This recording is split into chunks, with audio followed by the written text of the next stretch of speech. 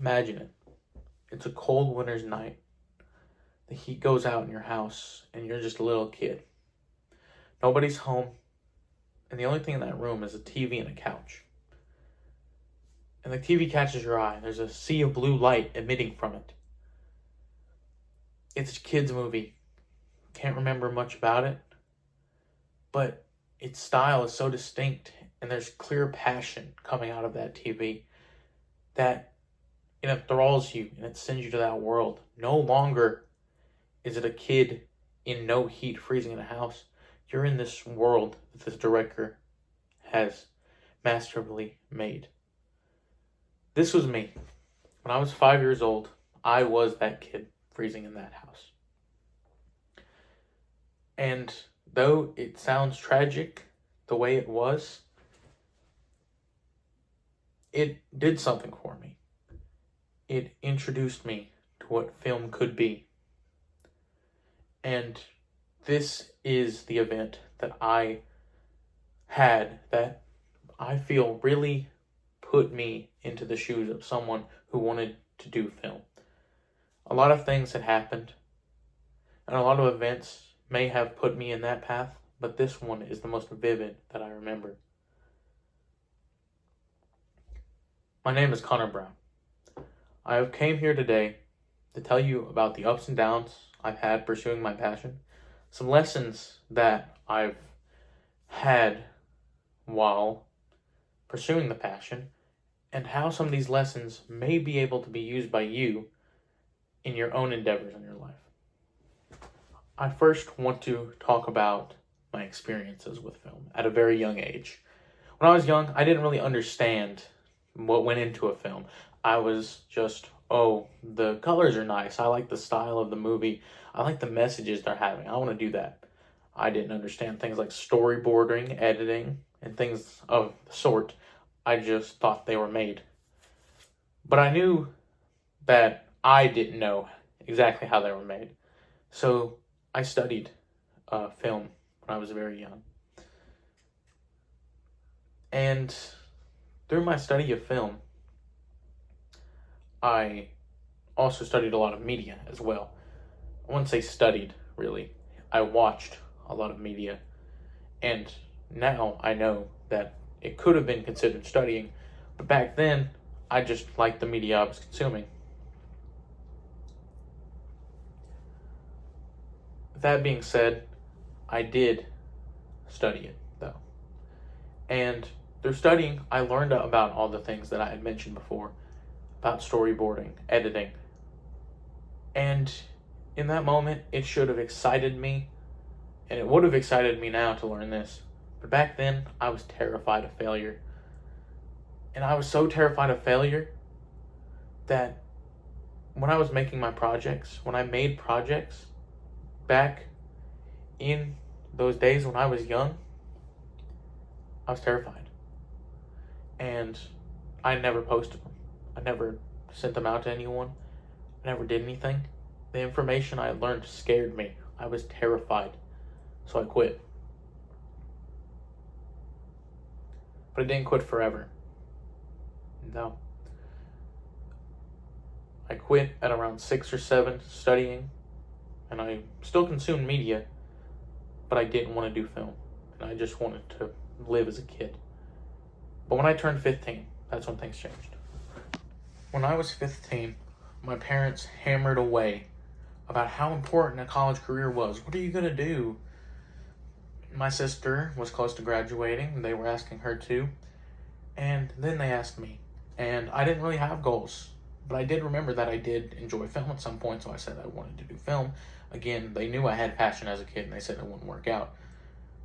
As an adult, they said, oh, that's fine, but do you have a backup plan? And I'm sure many people have heard that same thing, and it discouraged me, or should have discouraged me.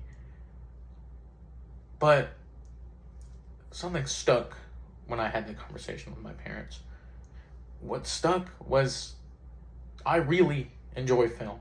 And though I haven't studied it in forever, I enjoyed it. And I knew I had to work at some point later in my life. It was very important. I had just gotten a job. I realized I wanted to do something I loved. And that love for film came back to me, and I remembered all the joy I had as a kid. But I also remembered how terrified I was. But I said I wouldn't let that get through to me anymore. And though I was still terrified, I tried my best to get through it. And though there were times that I was still out, there were also times where I was happy because I had learned some things. Because I was more mature now, I looked at the world at a different lens. I learned two important things in this time that I stick with me and are things that I hold very dear to me. First, I learned that it's never too late to discover a dream or to pursue a dream you recently or in the past had, no matter how far-fetched it is. Because when I was a kid, I thought I'd never do film again. I thought it was one and done. But I continued, and I came back to it. And I kept fighting. And the thing that made me realize that it was never too late was that I realized you could always keep working. Even if you failed, I thought, if I fail, I can just learn from it. And teachers just hammered that as a kid. I didn't listen. It sounded corny, to be fair. And I didn't want to listen to these people.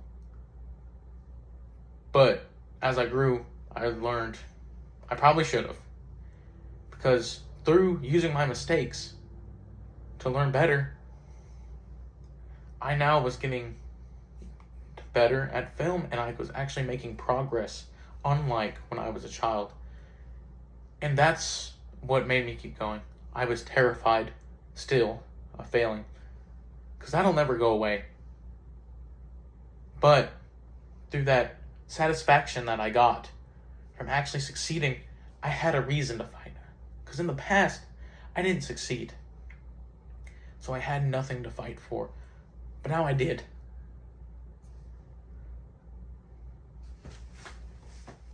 Though I learned these lessons doing film, I didn't just use them for film. I could use them in anything. Any hands-on labor I do working with parents, I could make mistakes and get back up. I knew that I could keep fighting. And that's what I think's important about these lessons that I've learned and about film for me specifically. That though not everyone had this passion, the things I've learned from this passion have helped me in so many ways, and I think it can help everyone else too. And that's why hobbies are important. Because they help us all out. They teach us things that seem like, oh, how is that going to help you? It's not simple as that. These hobbies aren't like they're going to learn you a specific skill.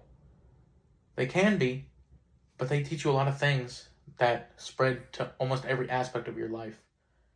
And no matter what hobby you do, failure will be something that happens, and fear of it being too late will probably creep up on you at some point. But through learning, through these mistakes, we get better and we evolve. So I'd like to end this by saying a few things. One, film for me specifically was extraordinarily helpful in a lot of aspects of my entire life. And hobbies as a whole are very useful. And lessons we learn from these hobbies are the same lessons that keep dreams alive. And by keeping our dreams alive, we can make them a reality. They don't have to be big dreams. They can be something as small as I want to live a life I'm comfortable in. I want to live in a body I'm comfortable in. But through these lessons we have learned through these hobbies, those dreams are dreams. But big or small, as different as they may be, through learning and through passion, we can all make our dreams come true.